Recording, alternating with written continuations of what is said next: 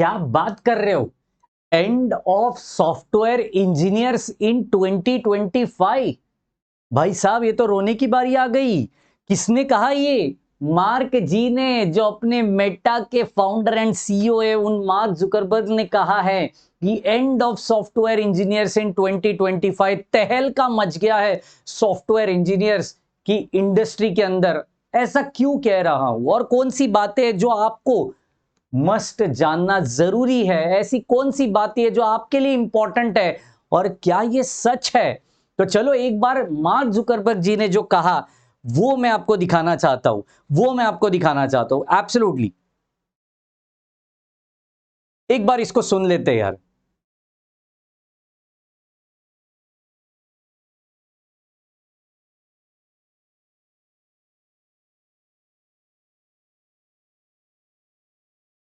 इनका कहना यह है जनाब कि मेटा एआई, मतलब जो उनकी कंपनी है, AI artificial intelligence, chat GPT जैसे जो चीजें आ रही है, जो इन सर्च इंजन आ रहे हैं, इनकी वजह से कोड लिखना, कोडिंग करना ये थोड़ा आसान हो चुका है, जिसके कारण ये सॉफ्टवेयर इंजीनियर्स 2025 में ये जो दुकान है, ये जो डिग्री है, ये जो मोहब्बत है बहुत लोगों की, इस पे थोड़ा सा उन्होंने डाउट उठाया है। लेकिन इन्होंने जो कहा है ना यार, ये कहते वक्त मुझे एक चीज जरूर पीटर जी की एक चीज याद आती है। पीटर जी की एक चीज याद आती है, एक बार पढ़ लेते यार। No one can predict the future exactly. भाई साहब, कोई भी बंदा होने दो, कितना भी बड़ा बंदा होने दो, लेकिन वो फ्यूचर को प्रेडिक्ट नहीं कर सकता। But we know two things, it's going to be different.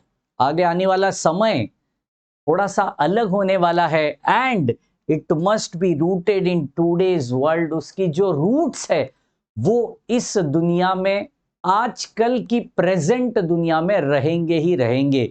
इसका मतलब इंसान बहुत बड़ा है जनाब। इतनी बड़ी कंपनी, दुनिया के 5 अमीरों में से, सबसे ज्यादा अमीरों में से एक नाम इनका आता है, तो कुछ ना कुछ तो सेंस रहेगा इनकी बातों में। तो चलिए ढूंढते हैं क्या एग्जैक्टली इनका कहना है। इन्होंने कहा है कि जो एआई है, ये अपने सॉफ्टवेयर इंजीनियर्स को रिप्लेस कर सकता है। अब मैंने कहा कि no one can predict the future, लेकिन एक बात यहां पे क्लियर हो जानी चाहिए कि भाई साहब, एआई रिप्लेस करेगा, नो डाउट अबाउट इट, लेकिन स्किल्स को कौन रिप्लेस करेगा? स्किल्स जो एआई करता है, उसके पीछे बैकएंड में जो स्किल्स है, वो स्किल्स अगर इंसान ने सीख ली, ये जो आगे आने वाले इंजीनियर्स है, इन्होंने सीख ली, तो मुझे नहीं लगता उनको कोई रिप्लेस कर पाएगा। एंड इसके लिए इन्होंने जो कहा है ना, ये बिल्कुल सच है, बिल्कुल सच है कि हाँ यार, कहीं ना कहीं हद तक ये एआई रिप्लेस करेगा, लेकिन प्योर 100% रिप्लेस करने का कोई चांस नहीं है। तो डरने की कोई नहीं है बात। जो हम पढ़ रहे हैं एब्सोल्युटली सही पढ़ रहे, लेकिन क्या इसके पीछे की जो स्किल्स है जो हम पढ़ रहे, क्या वो सच वाली स्किल्स है जो आगे आके रिक्वायर्ड है, आगे आने वाले जिंदगी के लिए, आगे आने वाले फ्यूचर के लिए रिक्वायर्ड है? तो चलिए कुछ स्किल्स बताना चाहता हूं मैं आपको, स्किल्स बताना चाहता हूं जो एआई के लिए लगेगी। सबसे पहले एआई इंजीनियर का रोल समझ लेते हैं। रोल क्या क्या होता है? Machine learning and data science, ये इसका मेजर रोल है। मशीन लर्निंग मतलब उस पर्टिकुलर मशीन को ट्रेन करना है, जैसे सामने वाला क्वेश्चन पूछेगा उस अंदाज में उसको आंसर देना है, ठीक है, जिसको हम प्रॉम्प्ट कहते हैं कि सामने वाला आपको प्रॉम्प्ट देगा, मशीन उस हिसाब से आंसर देगा। डेटा साइंस मतलब एक सिंपल डेटा है कि यार जिसके अंदर, मशीन के अंदर बहुत सारा डेटा है, लेकिन कौन से समय पे कौन सा डेटा को एग्जैक्टली स्क्रीन पर रिफ्लेक्ट कराना है, ये डेटा साइंस के अंदर आपको देखने मिलेगा। बहुत सारी चीजें, मैं एकदम आपको बेसिक बता रहा हूं। सॉफ्टवेयर डिजाइनिंग पार्ट आता है, create and deploy machine learning algorithm.